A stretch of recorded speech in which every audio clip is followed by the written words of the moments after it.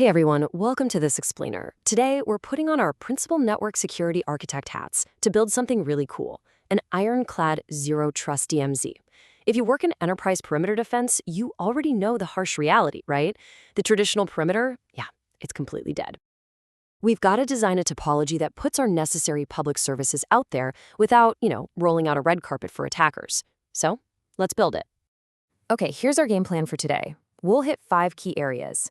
First, zero trust DMZ fundamentals. Next, ingress SSL and traffic routing. Then, VXLAN microsegmentation strategies.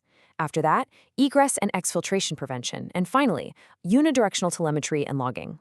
All right, let's jump right into Section 1, Zero Trust DMZ Fundamentals. So we're kicking things off with the classic military need-to-know principle. In our engineering world, this is the principle of least privilege. We are severely limiting both the scope and the time of access. Think of it kind of like keycard access in a top-secret facility. Hosting your web, email, and DNS servers in completely isolated segments minimizes your attack surface. But listen, isolation alone, it's not going to save us. We absolutely have to enforce those boundaries with pinpoint precision. This means we have to adopt the NIST definition of zero trust. As architects, our foundational assumption has to be, well, a little paranoid, but completely necessary. We just assume our DMZ is already compromised. Seriously, no device in that DMZ should ever inherently trust the machine sitting right next to it. Every single access request must be authenticated and authorized continuously. We're literally designing a digital war zone. And at a structural level, zero trust takes the policy decision point and policy enforcement point and shoves them right onto the boundary between the untrusted and implicit trust zones. That old school, hard, crunchy shell with a soft, trusted interior, yeah, that's gone. Instead, we're demanding explicit authentication for every single session, shrinking our implicit trust zones down to the absolute bare minimum. Moving on to Section 2, Ingress, SSL, and Traffic Routing. Look, SSL and TLS decryption isn't just a nice-to-have anymore. It is absolutely mandatory if we want to uncover those sneaky application layer threats. But man, it eats CPU for breakfast. So picking your decryption architecture is a massive decision. You've got Cisco offloading decryption to purpose-built hardware to save downstream firewall resources. Then you have Palo Alto integrating it right into the next-gen firewall for really early handshake inspection. Fortinet uses native deep inspection with crazy high hardware throughput, and Sophos brings a super flexible DPI engine to the table. The ultimate goal here, we have to decrypt those payloads to get the deep telemetry we're going to need later. Now, down at the API gateway level, we can't just carelessly pop open ports. We need explicit infrastructure as code rules. Take this incredibly strict NetScaler configuration for routing gRPC over HTTP/2. By enabling HTTP/2 direct, adding a specific load balancing virtual server, and explicitly binding the gRPC service, we are executing a surgical protocol-level traffic filter. Only validated, fully authorized application interactions are going to survive the trip through this perimeter. Which brings us to Section 3, VXLAN microsegmentation strategies. So, how exactly do we isolate a compromised DMZ web server from an adjacent mail server? Well, we leverage EVPN VXLAN group-based policies right inside an IP-CLS fabric. By hijacking reserved field in the VXLAN header to carry a scalable group tag, we get this awesome location-agnostic microsegmentation. Honestly, even if 2 machines are sitting on the exact same VLAN switch, we can just drop that unauthorized traffic right at layer 2. Now, there are a couple ways to enforce this.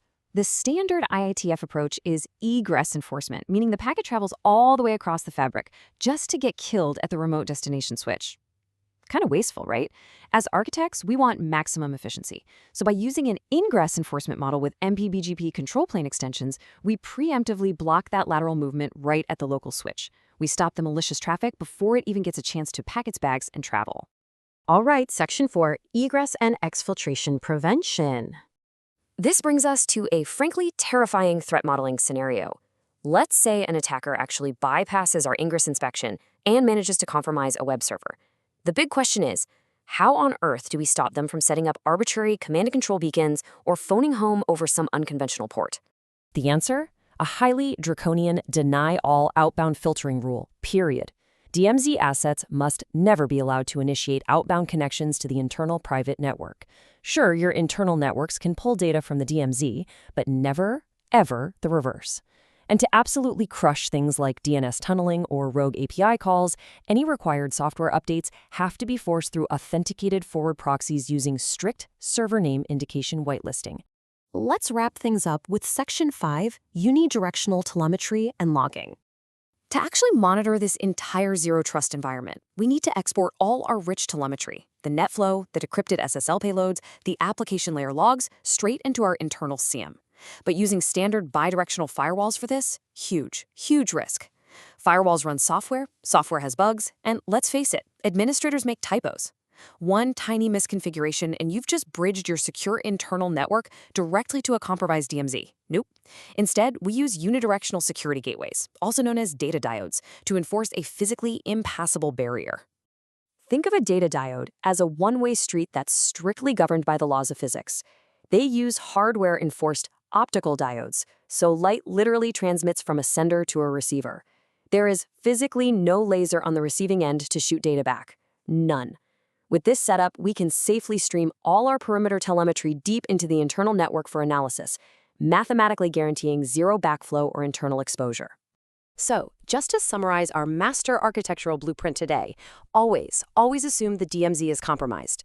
Isolate those public services using strict firewall architectures. Expose hidden threats by decrypting your ingress SSL and TLS traffic. Lock down that east-west communication using VXLAN group-based policy microsegmentation. Explicitly deny all outbound initiation so you can kill those command and control beacons dead in their tracks. And finally, optically isolate your telemetry pipelines using data diodes. I'll leave you with this final thought. Take a really hard look at your organization's zone-to-zone matrix today. I mean it. Does your perimeter defense actually enforce zero trust? Or are you literally just one compromised server away from a full-blown internal network breach? True architecture is about taking hope completely out of the equation and replacing it with physical and cryptographic guarantees. Thanks so much for joining me for this explainer. Now get out there and go secure your edge.